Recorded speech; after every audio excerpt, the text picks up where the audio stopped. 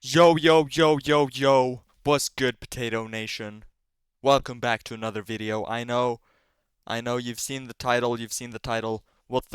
I'm sorry. What the hell is this guy on about?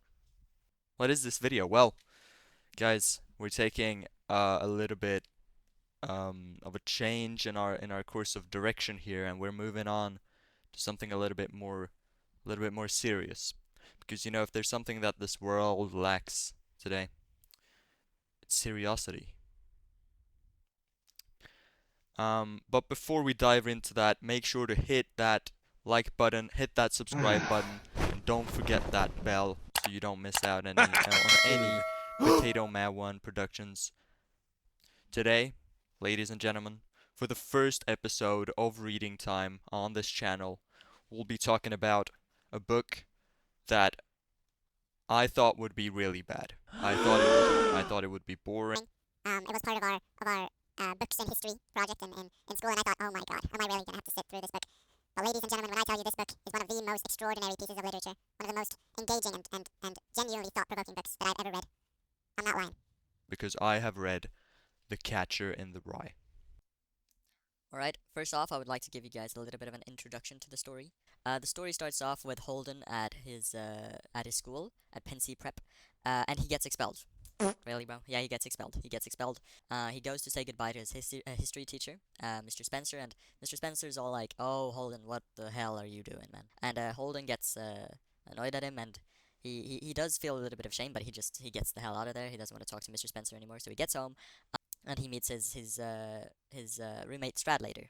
Stradlater, he's going on a date because Stradlater, he's a stud and he's the coolest guy in school, and he's going on a date. And Holden finds out that the girl that he's going on a date with is his old neighbor who he actually had a crush on. He still seems to have feelings built up for her. And honestly, I thought that there would be some kind of altercation between the two, where I don't know, like a long distance relationship. They find each other again, and Holden is cured of his depression, but that didn't happen.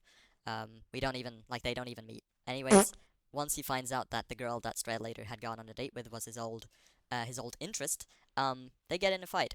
And spoiler alert, Holden isn't that strong, and Stradlater absolutely domes Holden. After this fight, he straight up just leaves. He leaves. He gets the hell out of there, and he goes to New York City. And in New York City, he finds a hotel where he decides to stay. But he isn't quite tired when he arrives, so he goes to the nightclub. I know he goes to the nightclub, but the thing is, he isn't old enough to drink yet. He isn't 21, so he tries lying about his age, but they don't trust him. So that fails too. And he decides to go back to his room, right, in the hotel. And on the way there, he meets this kind of sleazy, from Star Wars, that Death Sticks guy. Yeah, he meets him, and he's all like, "Oh, you want to have a, you want to have a fun time tonight?" And Holden, who's like absolutely crushed at this point, he's like, "Oh, well, what the hell? I don't care." Uh, so he gives him the $5, and he goes to his room. And when the prostitute arrives, Holden gets cold feet. He's like, "I don't know what the hell I'm doing. I didn't take sex ed class in school." He failed all of his classes, so that makes sense. And he straight up lies and tells her to get out of there. So they didn't have anything. Nothing happened basically. But when he wakes up in the morning, Deathstick Sky from Star Wars Episode 2, he comes back and he's all mad at him, and he's like, "Oh, why didn't you pay us the $10 that we agreed to?" And he's like, "What do you mean $10? We said $5." And Deathstick Sky absolutely domes Holden again. So he gets domed for the second time of the story. And he straight up just takes his money. So now Holden is absolutely beat, and honestly probably isn't feeling too good. But he gets out, takes a walk, and he meets up with this, or doesn't meet up. He sees this kid walking around with his family, and no, he sees this kid singing this familiar song, and that kind of makes his day. He feels a little bit better seeing this kid just walking with his parents and singing a song. He sees this museum where he used to go when he was younger, and he reminisces of his days when he was young, and things were good. And he seems to really enjoy the museum, because in a museum everything stays the same. You can go to a museum 20 years later and things will stay the same. That seems to make Holden a little bit more happy, and his kind of twisted mind, right? But anyway, uh, he eventually meets up with an old friend, Sally, and him and her, they go on a date. They go ice skating, which is awesome. I mean, is Holden finally making the grand comeback of the century? No, because when they go to eat, Holden's talking to her about how he hates everything, how he hates school, he hates people, he hates work, he hates everything, right? And when he eventually asks Sally to run away with him, Sally's all like, "Are you insane?" When Holden hears that, he takes offense and he's all like, "What are you saying? I'm not insane at all." Turns out he actually is insane because he ruins the entire date, and Sally runs out crying. I really, I believed in Holden. I was all like, wait, is Holden actually making the comeback of the century? Turns out no, because he's a bum. He's a proper bum. But after that, he goes to a bar and he meets up with some of his old people, like that he knew. And the first thing he does, right, at this bar, the first thing he does is asking them about their sex life. Because, like, what else is there to do? That's what you do when you meet old people, right? They tell him to get they, te- they tell him to get psychiatric. It's psychiatric help. They tell him to get psychiatric help, which, it isn't the nicest thing to say, but I digress. Holden at this point he's not doing too well, and he comes up with the idea to visit his little sister Phoebe, one last time before he takes off or whatever. He gets home, and luckily, some crazy plot device, his parents aren't home, so he can just run on in and see Phoebe, which is fair enough. And Phoebe absolutely loves Holden. They're great pals, and it really seems to cheer Holden up a little bit. Whilst they're talking to each other, Holden mentions, and this is some crazy Avengers level stuff coming up. But Holden talks to Phoebe about what he would like to be, and he actually says that he would like to be the Catcher in the Rye. Now that's cinema, guys. That's cinema. He tells her that he would like to be the Catcher in the Rye, and what's the Catcher in the Rye? Well, he's made up this whole story of kids running around in a field of rye, and at the edge there's a drop, right, which they can fall off of, and he would be the one to catch the kids before they fall down and die. So basically, I feel like this is trying to say that Holden is uh, attracted to kids, not in that way that he likes kids, not like that either, but he likes childhood innocence, and he values what it's like to be a kid for the first time, and he doesn't want them to fall off the edge and to dive into this world of adulthood that he has unfortunately been trapped in. I feel like that was a better way to word it, maybe. But he basically tells Phoebe that he has to get out of there. He has to get out of there ASAP because he can't stay there. Obviously, his parents would come home and they would probably kill him before he kills himself. And he spends the night at one of his old teacher's house, Mr. Antolini. And Mr. Antolini he's a very special type of guy.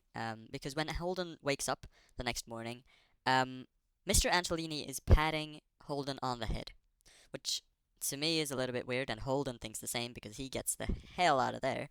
Then he meets Phoebe at Central Station, because Phoebe actually wants to come along with Holden as he leaves New York.